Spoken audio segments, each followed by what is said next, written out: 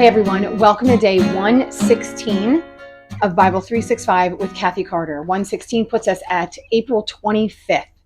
My purpose for doing this is for everyone to read their Bible. I really want people to know God more, and I love the idea of church, and I think we should all be going to church. I go to church, and I think that's a great way to be with God. And I also think we should be in Bible studies and we should be in fellowship with one another. But I think that God has given us the privilege of giving us this book, and he gives us this book for us to read it. Reading is a discipline that is actually most people, believe it or not, don't enjoy. Working in a school, I recognize like none of the kids really like to read. And so I think that there's purpose behind reading being work and working towards being in a relationship with God. I think there's always work on our part for us to get closer to God. And sometimes it's in a way that's challenging. So I think that he has given us this privilege, and I want everyone to use it. I think that right now we're in a time where so many things are so freely available.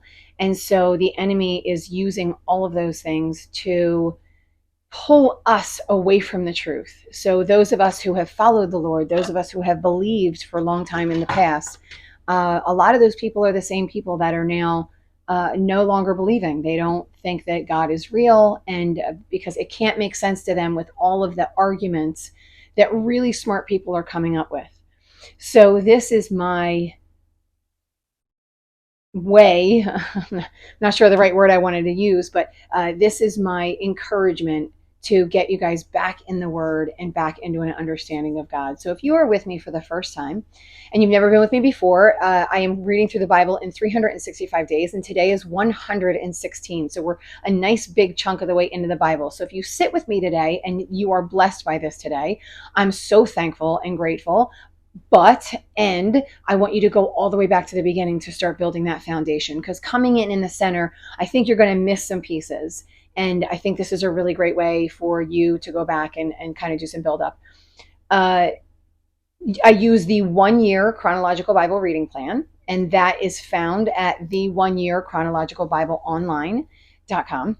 It's not affiliated with me at all. So if anyone's wondering, it has nothing to do with me. It's just a chronological reading that I found that I really enjoy, that I feel like really makes everything cohesive, and it leads to even understanding why these books are in. So if anyone's wondering, like, what makes these books the important books? Why were some taken out? Why were some added in? I think this really shows a unity in the books that are in the Bible, although we have not gotten to Song of Solomon yet, and I don't know if that one really, that's a whole other story. So right now, we are with King David. And so a very, very brief understanding of who King David is. He has been anointed by God. He was anointed by Samuel, who was a prophet in the land of Israel. And this is once all the land of Israel has actually landed in Canaan, which is what God calls the land of milk and honey. They went in, they took the other people out, and they are now living in the land of Israel. There are some other people that occupy territories, but for the most part, this is Israelite territory. And they have God has first anointed Saul, and then Saul didn't follow God, and then God anointed King David. And now David has brought all the tribes together. He is now the king and is consistently referred to as King David. So if you're reading, it went from David, who was God's anointed, or David the shepherd, and now it is King David or the king. So you might see those differences when you do your reading. And David has brought everyone back in. They are sort of all under one command. He has brought God back. So he brought the Ark of the Covenant back in, and he's brought that tabernacle, the tent of meeting, back. And there are people in there. The Levites are back doing what the Levites are supposed to be doing. And they have even added music now. So the people that were carrying everything are now playing music and worshiping the Lord, which I think is super exciting because I love music. So I'm going to start in 2 Samuel. Our reading today is another one that's kind of scattered all over the place, which is why I want you to download your reading plan. So to make it concise, it is 2 Samuel 8:15 through 10, and it is 1 Chronicles 18:14 through 17, and then 6:16 to 53, and then 19. So as you see, we have lots of chunks of reading, and even those chunks of reading are broken up so we can keep it in chronological order. So we're going to start with 2 Samuel 8, 15 through 18. So what we start with is that this is kind of the players now, sort of. These are the players in the game. This is now the Philistines have mostly been conquered, and these are the players that are running sort of the state, the nation, the people of Israel. David reigns over all Israel. So David is their king. David reigns over all Israel. What's David doing? He's doing what is just and what is right for all of his people. His people are the Israelites or anyone living in that land. So there are a lot of people that are subject, that are, I want to say submissive, but that are underneath. And if you remember when David conquered territories, a lot of the territories in which he conquered, which were the Israelites under God's rule, those people are now subject to him. So he got rid of most of them, but any of the remnant that's left of them, they are all subject to David. And so all of those people are also under David's rule. So David does what is just and what is right for all his people. Joab, so there are these two brothers. There is Joab, and then there is, I want to call him Isaiah, but that is not his name. We'll come to it. So Joab, the son of Zeruiah, was over the army. So he's sort of the first in command. He's David's first in command. And he's been with David. He's one of those brothers who chased after Abner and killed Abner. So he has been with him for a long time. And then Jehoshaphat was the recorder. And so what I think might be interesting, because there's a recorder and a secretary, but I think this recorder might be the one. This one might be the one that's writing this book that we're reading. So there's a possibility that Jehoshaphat was the one who wrote these words, or at least a portion of these words, right? So he is recording what's going on in the kingdom at the time. Zadok and Ahimelech are the priests. So they're the ones in the temple. Sariah was secretary. So again, this could also be the writer, but I'm not too sure. I think the recorder might have been. And then Benaiah was over the Kerethites and the Pelethites. The Kerethites and the Pelethites I don't think are ever mentioned again, but the Kerethites were already mentioned in the past. They were in 1 Samuel 30, verse 14. So I'm actually going to go to that. So I always feel like it's better to be there. All right, so this is when David was at war, and the Philistines had kind of sent him away, and all of their stuff was raided. So and all of their women were taken. Their women and their children were taken, and then they were going to try and find their women and children. This happened a few days ago. I mean, a few days ago, according to us, but probably months or even up to a couple of years ago, according to them. All right, so in verse 11, it says, they found an Egyptian in a field and brought him to David. They gave him water to drink and food to eat, part of a cake, pressed figs, and 2 cakes of raisins. So they were feeding this Egyptian. It says he ate and revived, for he had not eaten for any food or anything for 3 or 4 days. And then they're trying to get information out of him. Who do you belong to? Where do you come from? David asks. And he says, here is it where it comes. I'm an Egyptian, the slave of an Amalekite. My master abandoned me when I got sick. He said, so this is what all the people did when they raided David's area. We raided the Negev of the Kerethites, some territory belonging to Judah, and the Negev of Caleb, and we burned Ziklag. This was when David was living in Ziklag. So it looks like the Kerethites, Judah, Caleb, these are all Israelite territories. So I'm going to say, to me, it looks like the Kerethites are Israelite people, and I'm going to make the jump that the Pelethites might be as well. And this Benaniah is over these people. We're going to find out more about them in the future, but what we know right now is just that this Benaniah is over them. And then David's sons were priests. However, that's what it says in 2 Samuel, but in this same context in 1Chronicles, it says David's sons were the chief officials at the king's side. So, which I feel like makes a little bit more sense because they already said who the priests were. So it would just be a little bit confusing if his sons were also the priests. So it looks like that they were officiating with David, right? Obviously, maybe getting some experience, since we know that all through time, the kingdom is going to be going down through David's line.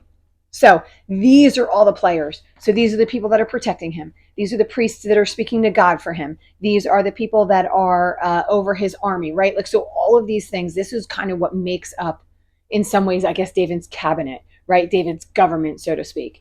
And what I like and appreciate about it, and just this thought that everything was intertwined. So they didn't make a move in their army until they had confirmation from God. So it wasn't like they worked, at least they weren't supposed to, work independently. So church and state, so to speak, which is kind of what we call it. The state never moved until the church knew that God was a part of that. And that's how they worked together as a community. The Lord was part of all of it. It was all uniquely together as a system. It wasn't separated into distinct parts, because they were both a nation and they were followers of God. That's the way that they worked, because they weren't Israelites without being followers of the Lord, the one true God, right? So they had all of that stuff in common. It wasn't like they were living in Rome, or they were called Romans, but they followed, a different God. They weren't Romans. They were Israelites. Israelites first and always. All right, so moving on down to this first, and just so you know, the Chronicles section was exactly like the Samuel section. So if we move down to 1Chronicles 6, this is where we just go back to some of that genealogy, because now the Levites have a slightly different job. So we start at the sons of Levi. So Levi, if you remember months ago, and I think I repeated it again, the Levites were in exchange for all the first sons of Egypt. So the Levites were the ones that were in charge of anything and everything involving God's holy things. So here we go. The sons of Levi: Gershon, Kohath, and Merari, which were many generations back. And then we scoot down all the way down into all of his descendants. What's probably true is we probably don't have all the descendants, and we probably are missing a few in the lineage. So a few generations. Remember, sons aren't necessarily grandsons, right? The descendants, they could be great, great, great grandsons, things like that. So we have the succession, but it could be missing a couple of pieces. So, but we do have the succession. Then we go right down into 1Chronicles 6, which is Aaron's descendants. Aaron was the brother of Moses. So Moses was the head leader of all the people of Israel that came up out of Egypt. Aaron was his brother, and Aaron was the one who went into the temple and spoke with God in the tent of meeting. So Moses spoke with God up on the mountain, but Aaron spoke with God in the tent of meeting, which was the house that God created, which is the house that David is now putting back. So we want to know who Aaron's sons are, because Aaron's sons are the ones that come in as the high priest and speak directly to God, right? So they, in some ways, prophesy, because they speak the word of God to the people. All right, now we move down to the temple musicians, which are taken from all three of the tribes of Levi. These three tribes were originally the ones when they were going through the wilderness, right? So when they were in the wilderness for 40 years, the Levites were the ones that carried everything. And so the high priest, which was Aaron at the time, would, and his sons, so it was anyone in that lineage of Aaron, they would cover everything up. So they would put away the plates and put away the knives, right? All of the holy objects, they would cover all of those things up. And then the Levites would carry everything. And one tribe was in charge of one section of carrying, one tribe was in charge of another, right? Certain were in charge of like the ark and everything that took place in that. Certain of them were in charge of like the poles and the tents and the curtains. Certain of them were in charge of like the bases, right? Like stuff like that. So each family of the Levites, which was Gershon, Merari, and Kohath, each of those was in charge of carrying a different piece. Now, each of those are in charge of the music and things in, not just the music, but the music and things in the tabernacle. So if we start out in verse 31, it says, "These are the men David put in charge of the music in the house of the Lord after the ark came to rest here. They ministered with music before the tabernacle, the tent of meeting, until Solomon built the temple." So before Solomon built the temple, they were ministering with music in the tabernacle. And then they perform their duties according to the regulations laid down for them. So we get some from the Kohathites, which is Heman, who we can see through the genealogy goes all the way back to Kohath.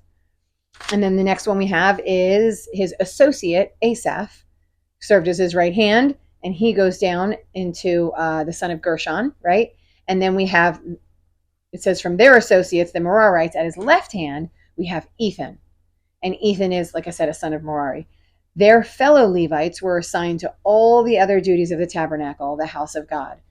So each of these three guys and their families, their sons, were the ones who took up all these music duties. And then the rest of the Levites were assigned to all the other duties. So the offerings, right, the things that came in, some were the high priests. And so they were in charge of anything and everything inside the tabernacle. We have all that set up. Now we're going to move on into David meeting with Jonathan's son. So if you guys remember, Jonathan was Saul's son. David and Jonathan were the closest that people can possibly get, that humans can get. He loved him. I believe he even said even more than his wives. So they were inseparable in some ways, and they consistently made covenants with each other. So they said, upon my death, this would happen, or because we're friends, this would happen. I would never let this happen to you. They were consistently making covenants with each other because they loved each other. And Jonathan, even to the point where he chose, in many ways, he chose David over his own father, and where Saul used to get so upset because he would be like, this guy is going to take your throne. But it didn't matter to Jonathan. Jonathan loved David, and he recognized that David was supposed to be king. So that didn't make any difference to him. So David made a covenant with Jonathan that he would protect all of Jonathan's sons after him. So now we're at the point where he wants to find out if anybody is left in the house of Saul. So verse 1 says, is there anyone still left in the house of Saul to whom I can show kindness for Jonathan's sake? Because I love Jonathan so much, I'm going to offer my kindness to Saul's house. It says, now there was a servant, this guy Ziba was a servant in the house of Saul. And he knows that there's a son there. And this son is lame. If you guys remember, the person who he was running, not Mephibosheth, because he was being held, but the servant who was holding him was running. He fell. And so now he's lame in both feet. I don't know if that means he can't walk or if he just walks with a limp. I'm not really too sure, but it just says that he was lame in both feet. And so Ziba says that this guy's alive, and this guy actually also has a child of his own. And he's in this separate house. And so David says, bring him over here. And so the verse 6, it says, when Mephibosheth, son of Jonathan, the son of Saul, came to David, he bowed down to pay him honor. And so David calls out his name and he says, yes, I'm here at your service. And David says, don't be afraid. I'm going to show kindness to you because of your father. He said, I'm going to restore all of the land that was your grandfather's. So remember that by name and by tribe and by clan, they all had land. You know, what they did with it is different. They might have sold it for a time, but then that whole Jubilee thing comes and they all get their land back. So he's going to take the land that was Saul's and he's going to give that land, like he's not going to take it for himself. He's going to give that land to Mephibosheth because of Jonathan. And then he's going to serve him at his table, which I have to tell you, I didn't really think was that big of a deal. You know, I think my assumption that I made was like, and this could be right as well, like that he was going to give him food as well. That could be a portion of it. But one of the things that I noted here in verse 11, it says, Mephibosheth ate at David's table like one of the king's sons. So he was given an honor like one of the king's sons by sitting at his table. He's really the grandson of David's enemy. But David is showing him the honor of treating him like one of his sons by allowing him every day to sit at David's table. Now, on top of all that, Ziba and all of his family and all of the servants were at that place, and they are all to farm and work the land for Mephibosheth. So David gave all of those servants to Mephibosheth to live with and to serve him as an honor. Moving on to 2 Samuel 10. So this is another passage that is, I don't want to say if it's curious, but verse 1, it says, in the course of time, the king of Ammonites died. So if we see in the Chronicles section, what we see is the king of Ammonites, is Nahash. I think I butchered that, so let me say. Nahash, I did butcher it. Nahash is the name of that other king. Now, when you go back in scripture, there is nothing that Nahash did that showed kindness to David. So we can only make an assumption. I feel like we can only make an assumption that it's something that wasn't written down, right? No chronicler wrote that down. It wasn't something that made that maybe the reader, the Israelite reader, needed to know. And so there is no information about it. But what we see is that David's going to say, he died. His son is succeeding him, right? So his son Hanan is succeeding him. And so David's like, well, he showed me a kindness, so I'm going to show him a kindness. And so he's going out. He's going to, he said, David's men came to the land of the Ammonites. And so they're going to honor King Nahash. However, when he comes, when David's people come, everyone who is the king's men of Canaan, they tell him that David's kind of being slimy, like he's just coming here to check out, to spy out all the area, to see where your weaknesses are. And the guy believes it. And so again, this is like another cultural thing, right? So what he does is this king shaves off half of their beards and takes off their clothes from the bottom down, which I guess under any circumstances, it would certainly be, I don't know, mortifying, I guess. But it seems like a massive insult to David and his people, because David, and I say this because David doesn't just say, oh, no big deal, come home, or I can't believe they insulted you. He actually says, he makes them wait until their beards grow back. So there's something to be said about that they were humiliated, right? Like instead of just like, hey, shave it off, no big deal, right? Like just shave it off. But they're supposed to be allowing their hair to grow. So there's something. So the king says, stay at Jericho till your beards have grown and then come back. So there's some pride or honor placed in the men having facial hair and the dishonor that was showed to them. I'm sure it's a cultural thing, because I don't even necessarily think it was a God thing that said that you were never allowed. I know there were certain priestly duties that said they weren't allowed to shave, and when you were Nazarite, you weren't allowed to shave, or you weren't allowed to cut your hair either. But other than that, I think maybe it was a cultural thing. And take it as you will. If you guys want to bump into the comments and let me know that maybe it was a thing that I missed, because it's certainly possible. I would love to hear that. So please don't think that that you can't comment or even correct if I'm making a huge error. But what we know is it was humiliating. It was a disgrace to them. And David said, stay there and let your hair grow back. Then you can come back to where we are. So at this point, obviously David is like, well, I guess they didn't want to make peace. So David was told about this. He sent messengers to meet the men, for they were greatly humiliated. Then it says, when the Ammonites realized that they had become obnoxious to David, they hired 20,000 men. So they hired Arameans to come and build their army greater, so then they could all go after David and the Israelites. It feels like they started this war, but that's just the way that things go sometimes.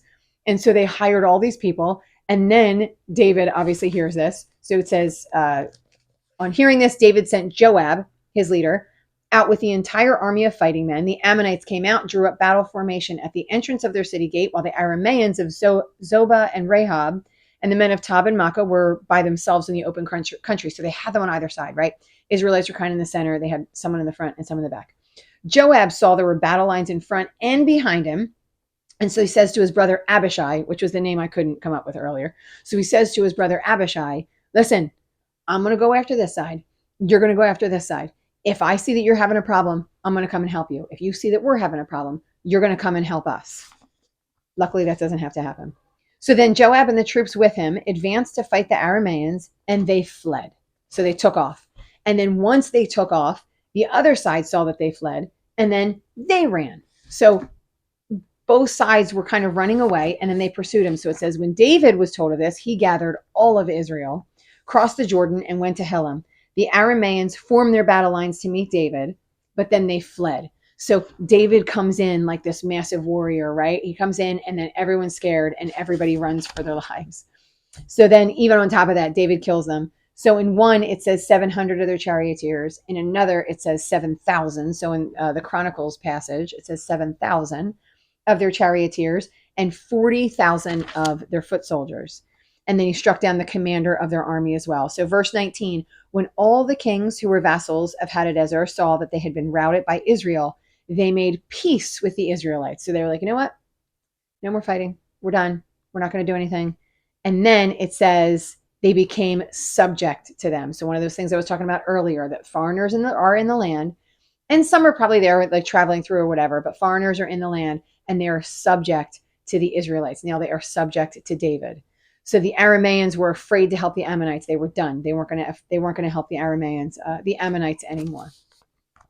And then it just repeats this in 1 Chronicles. And so that is our reading for today. We are done. This is one of the battles that he had, and we kind of finish up in this way.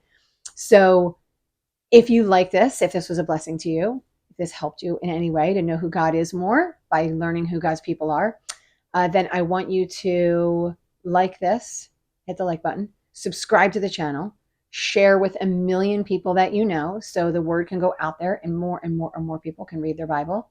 And then I will see you guys next time. Keep reading.